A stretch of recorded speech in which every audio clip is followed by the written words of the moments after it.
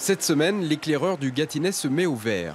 La moitié de l'hebdomadaire est consacrée à l'environnement et aux initiatives locales. Dans ce numéro, on trouve des sujets très concrets, comme par exemple l'interdiction des pesticides dans les jardins, pour les particuliers depuis peu, le tri sélectif évidemment qui concerne tout le monde, et puis par exemple la voiture électrique, on en parle beaucoup. On a décidé ça collectivement parce que toutes les semaines on parle de sujets traitant de l'écologie, du développement durable, et on s'est dit qu'on voulait mettre en valeur un petit peu ce qui était fait sur le territoire, et on a trouvé que faire une sorte de compilation de tout ce qu'on avait pu faire, compilation mais sujets réactualisés, c'était une bonne idée. Est-ce que cette formule éphémère va séduire? Dans ce bar-tabac, il ne manque que l'éclaireur sur le porte-journal.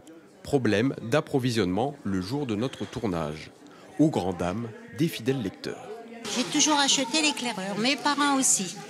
C'est le seul journal qui donne vraiment les dernières nouvelles de la région. Je le passe à ma femme, je le passe à ma belle-sœur. C'est l'éclaireur chez nous.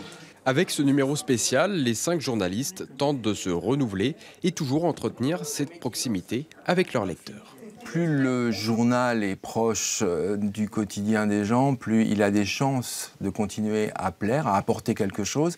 C'est sûr qu'il faut faire face aux nouvelles, enfin à Internet notamment, mais on est confiant. La presse hebdomadaire souffre moins que les autres types de presse en France, et je crois que c'est parce qu'on parle des gens et qu'on sait leur apporter, leur apprendre des choses. Lancé au lendemain de la Seconde Guerre mondiale, l'éclaireur est aujourd'hui impacté par le numérique et le changement des habitudes des jeunes lecteurs.